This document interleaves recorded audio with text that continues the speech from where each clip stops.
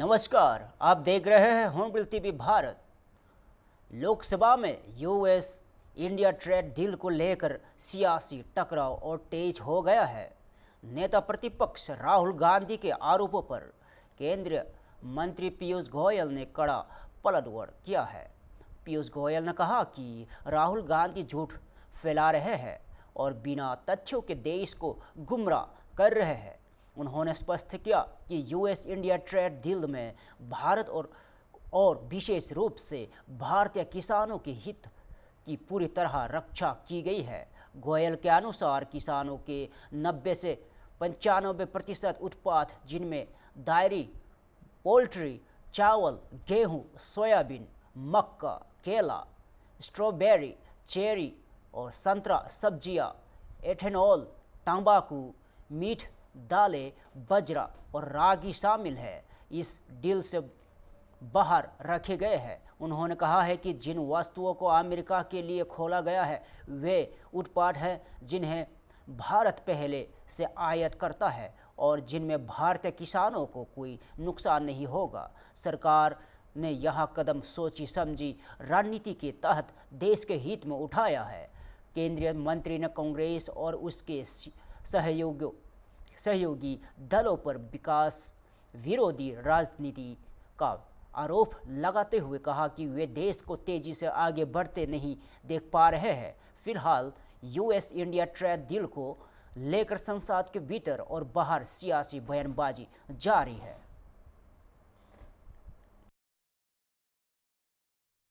राहुल गांधी जी झूठ का पुलिंदा है, पूरी तरीके से गलत बातें फैलाते हैं। मैं स्पष्ट करना चाहता हूं कि भारत के हितों को और भारत के किसानों के हितों को पूरी तरीके से संरक्षित रखा गया है यूएस ट्रेड डील में। भारत के किसानों की उत्पाद अधिकांश जिन विषयों पे है, उदाहरण के लिए हमारी सभी डेयरी, पोल्ट्री, चावल, गेहूं, सोयाबीन, मक्का, अलग अलग प्रकार के फल, केला, स्ट्रॉबेरी, चेरी, संतरा, कई सारे वेजिटेबल्स, इथेनॉल, टोबैको, मीट, कई सारे दालें, कई सारे मिलेट्स, ज्वार, बाजरा, रागी। मैं मानता हूं लगभग 90-95% जो उत्पाद किसानों का होता है वो यूएस ट्रेड डील के बाहर है। और जो भारत की आवश्यकता है, जो हम आज भी इंपोर्ट करते हैं, जो हमारे देश में किसानों को किसी प्रकार का हानि नहीं पहुंचाएगा, ऐसे वस्तुओं को कैलिब्रेटेड मैनर में सोची समझी रणनीति तहत हमने अमेरिका को खोला है। वो भी देश को लाभ देगा, वो भी देश की अर्थव्यवस्था को लाभ देगा, वो भी एक प्रकार से किसानों को लाभ देगा, क्योंकि किसान भी पोल्ट्री करते हैं, किसान भी गाय बैल रखते हैं, उनके यहाँ पे भी लाइव स्टॉक होता है। तो एक प्रकार से बड़ी अच्छी यूएस ट्रेड डील किसानों के हितों में जो बनी है, उसको जो राहुल गांधी जी झूठ बोलकर सरासर पार्लियामेंट पे बैठ के झूठ बोलते हैं, जिसको ऑथेंटिकेट भी नहीं करते हैं, मैं निंदा करता हूं उनकी। मैं समझता हूं देश तेजी से आर्थिक प्रगति कर रहे हैं, हमारे किसान जो तेजी से आगे बढ़ रहे हैं, वो उनसे सहन नहीं किया जा रहा है। राहुल गांधी, कांग्रेस पार्टी और उनके अन्य साथी दल, चाहे वो डीएमके हो तमिलनाडु की या यूपी की समाजवादी, पश्चिम बंगाल की टीएमसी हो या कम्युनिस्ट पार्टी हो, ये सभी के सभी विकास के विरुद्ध है। ये सभी के सभी देश को तेजी से आगे बढ़ते देख नहीं पा रहे हैं, उन्हें ईर्ष्या हो रही है और इनसे देखा नहीं जा रहा है कि मोदी जी के नेतृत्व में किसानों की आय बढ़ रही है, लोग गरीबी की रेखा से निकल के मध्यम वर्ग में जा रहे हैं, लोगों की आमदनी बढ़ रही है, देश दुनिया की सबसे तेज गति से बढ़ने वाली आर्थिक शक्ति बनी है। देश में आज 70% विश्व की मार्केट खुल गई है, जिससे लाखों करोड़ों लोगों को रोजगार का अवसर मिलेगा। हर क्षेत्र में भारत आगे जाएगा। एक और झूठ उन्होंने फैलाया पार्लियामेंट में कि बांग्लादेश को भारत से ज्यादा लाभ मिला है, वो भी सरासर झूठ है। मध्य प्रदेश उज्जैन में सिंहस्थ 2028 की तैयारियों को लेकर गतिविधियां तेज हो गई है। मध्य प्रदेश के मुख्यमंत्री डॉक्टर मोहन यादव ने नगर निगम में वरिष्ठ नेताओं के साथ बैठकर सिंहस्थ से जुड़े कार्यों की समीक्षा की। मुख्यमंत्री ने कहा कि सिंहस्थ के सभी कार्यों की शुरुआत अच्छी तरह से हो चुकी है और व्यवस्थाओं को समयबद्ध तरीके से पूरा किया जाएगा। उन्होंने सिंहस्थ को विश्व का सबसे बड़ा मेला बताते हुए कहा कि यह आयोजन प्रदेश की नहीं बल्कि देश की आस्था और संस्कृति का प्रतीक है। डॉक्टर मोहन यादव ने यह भी कहा कि प्रधानमंत्री नरेंद्र मोदी के मार्गदर्शन में देश में धार्मिक पर्यटन के लिए अनुकूल वातावरण बना है, जिसमें उज्जैन सहित प्रमुख तीर्थ स्थलों का विकास तेजी से हो रहा है। सरकार का लक्ष्य है कि सिंहस्थ 2028 को भव्य, दिव्य और सुव्यवस्थित रूप से आयोजित किया जाए ताकि देश विदेश से आने वाले श्रद्धालुओं को बेहतर सुविधाएं मिल सके। कामों को लेकर के नगर निगम के अंदर हमारे सभी वरिष्ठ नेताओं के साथ सभी एमआईसी के मेंबर, महापौर, सभापति और स्थानीय जनप्रतिनिधियों के साथ सभी तीनों विधायक माननीय अनिल जैन कालूहड़ा जी, माननीय विधायक सतीश मालवीय जी, माननीय विधायक जितेंद्र पंड्या जी, सबके साथ आज सिंहस्थ के कामों की चर्चा की। मुझे इस बात का संतोष है कि अभी तक हमने जो काम की गति लेने का प्लान बनाया था उसमें कामों की अच्छी शुरुआत हुई है, लेकिन इन कामों का समय सीमा के अंदर लाभ पूरा मिले और सिंहस्थ को अच्छे से अच्छा कर पाए, इस तरह की तैयारी को लेकर के और बहुत सारे निर्देश जारी किए गए हैं और वरिष्ठ अधिकारियों के साथ उनके विभागों के एसीएस भी बैठे। कुल मिलाकर के हम सबके लिए सिंहस्थ का आयोजन ये विश्व का सबसे बड़ा मेला है। माननीय प्रधानमंत्री के नेतृत्व में देश के अंदर अब धार्मिक पर्यटन को लेकर भी एक बहुत अच्छा अनुकूल वातावरण बना है। ऐसे समय में जब हमारे सिंहस्थ के अलावा भी बड़े पैमाने पर धार्मिक पर्यटक आ रहे हैं, दर्शनार्थी आ रहा है, श्रद्धालु आ रहा है, तो उनका प्रबंधन अच्छा करना हम सबकी जवाबदारी है और हम सब प्राणपण से लगे कि उन सारे प्रबंधन को बहुत अच्छे से संपन्न करेंगे। मेरी अपनी ओर से अधिकारियों को निर्देश जारी कर दिए कि पूरी गंभीरता के साथ समयबद्ध, सूचीबद्ध होकर के इन सारे कामों को देखें और व्यावहारिक रूप से नीचे उनकी कठिनाइयों के बजाय जनता को लाभ कैसे मिले और वो दूरगामी दृष्टि से शहर के लिए भी कितने उपयोगी हो, इस तरह के कामों की प्रायोरिटी दे और उस पर वो आगे बढ़े। जूनागढ़ गुजरात से बड़ी खबर है।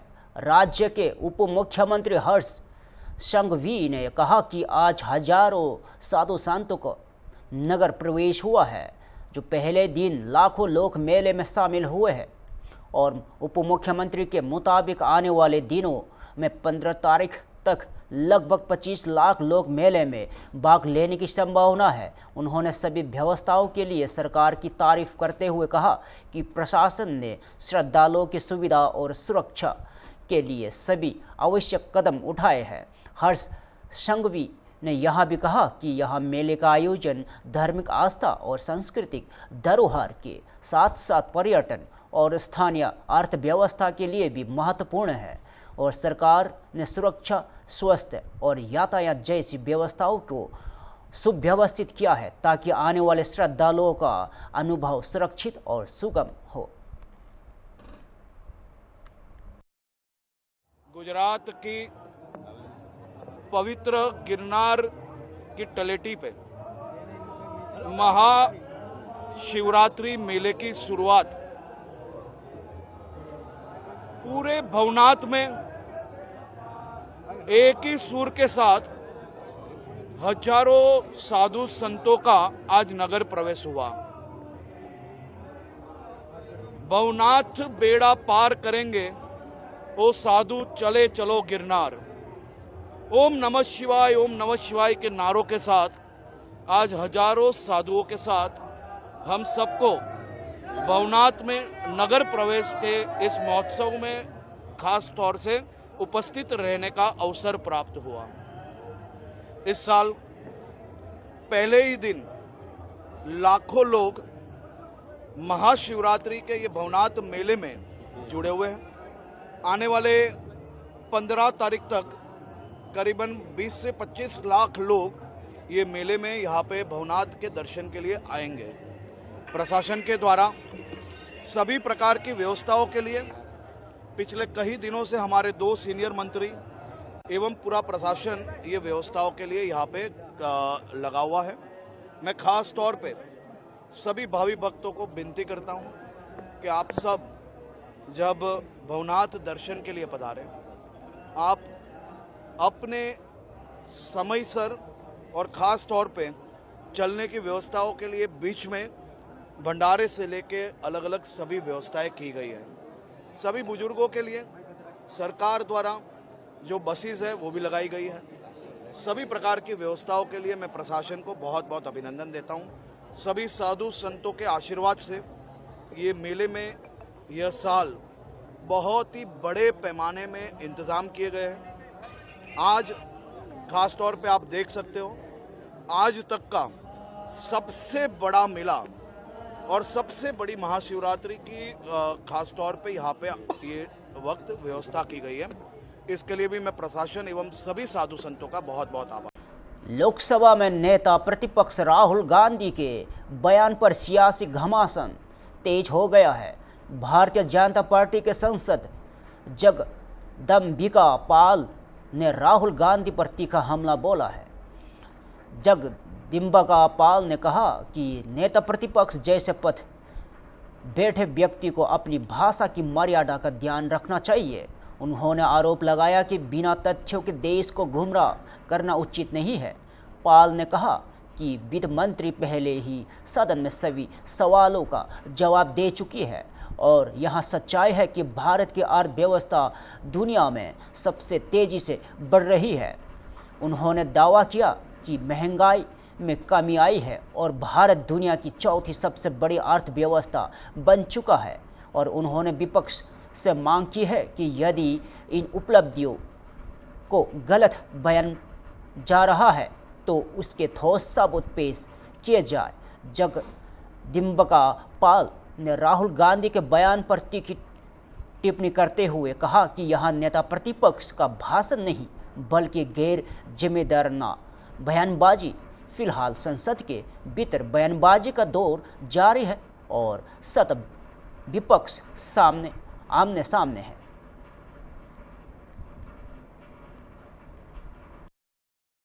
देखिए कितना बड़ा आरोप है।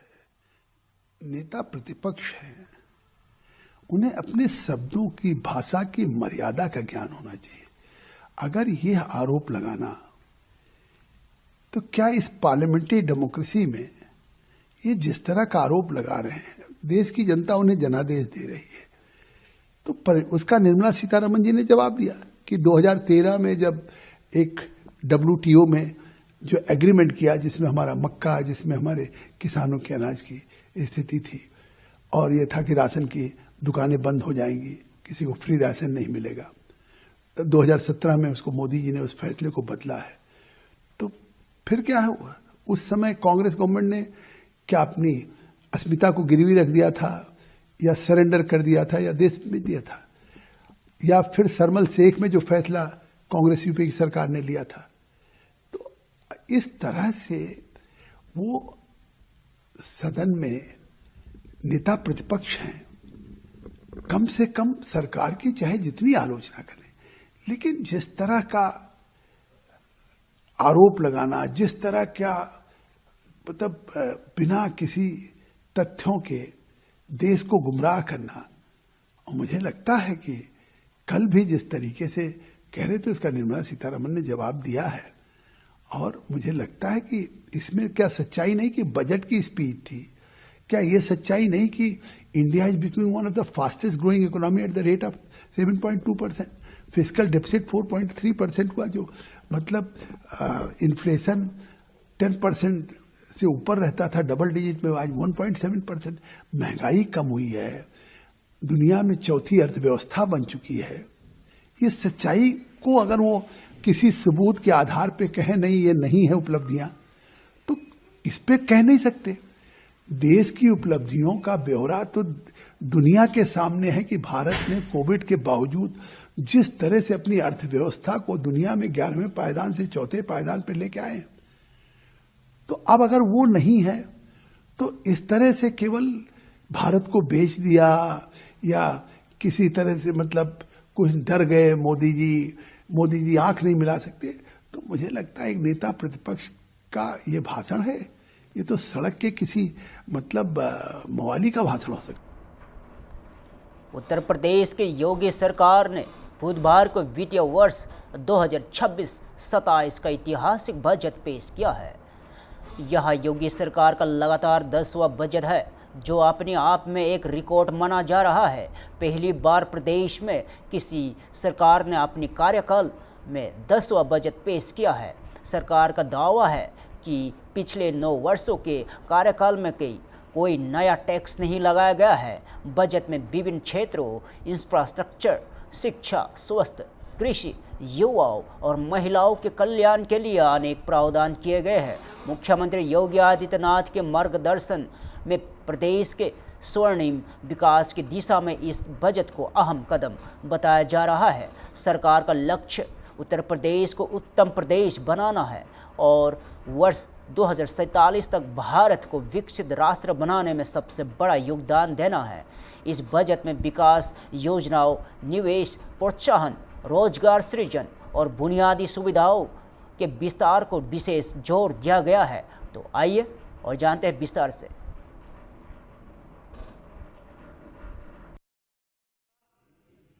उनके स्वावलंबन और उनके सम्मान से जुड़ी हुई कार्यक्रम को भी हम लोगों ने ई-क्यूब के रूप में एम्प्लॉयमेंट, एंटरप्राइज और एक्सीलेंस की यात्रा को जोड़ते हुए पिछले 9 वर्ष में महिला श्रम बल उत्तर प्रदेश के अंदर 13% से बढ़कर के।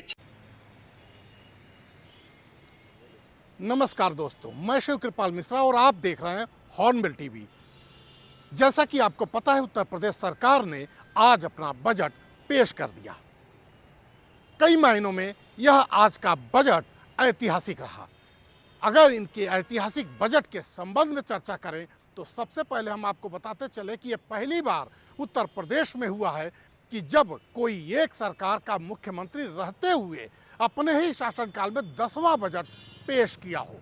यह अपने आप में बहुत बड़ी बात है और जो इतिहास में पहली बार उत्तर प्रदेश में हुआ है।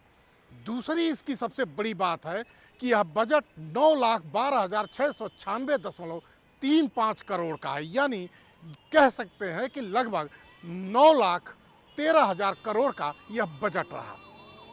इस मायने में भी ऐतिहासिक रहा कि जैसा कि रिजर्व बैंक ऑफ इंडिया कहता है कि किसी भी प्रदेश या देश का जो वित्तीय घाटा है वह 30% यानी कि उसके जीडीपी से, यानी कि सकल घरेलू उत्पाद से 30% से कम होना चाहिए। और उत्तर प्रदेश ने 2026-27 में यह करके दिखा दिया। पिछले 9 सालों में कोई टैक्स जनता के ऊपर अतिरिक्त नहीं लाते हुए यदि वित्तीय घाटा को कम किया गया तो निश्चित रूप से योगी सरकार की यह बजट काबिले तारीफ है। बजट में जिस तरह के प्रावधान किए गए वो भी अपने आप में एक नई दिशा उत्तर प्रदेश को देने वाला है। और सबसे बड़ी बात तो ये भी रही कि उत्तर प्रदेश अब पूरे देश में तीसरी बड़ी अर्थव्यवस्था वाला प्रदेश बन गया है, यानी कि उत्तर प्रदेश इकोनॉमी के दृष्टि से, अर्थव्यवस्था की दृष्टि से टॉप 3 में आ गया है।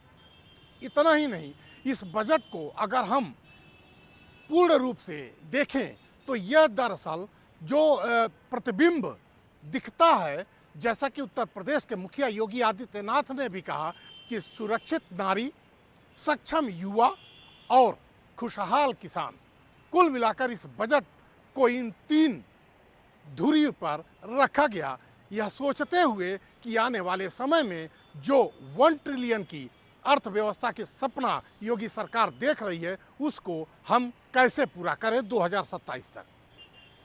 अब 1 ट्रिलियन की इस व्यवस्था के लिए यह भी बड़ी बात निकल कर आई कि कैसे 50 लाख करोड़ का निवेश उत्तर प्रदेश में आने के लिए निवेशक तैयार हो गए।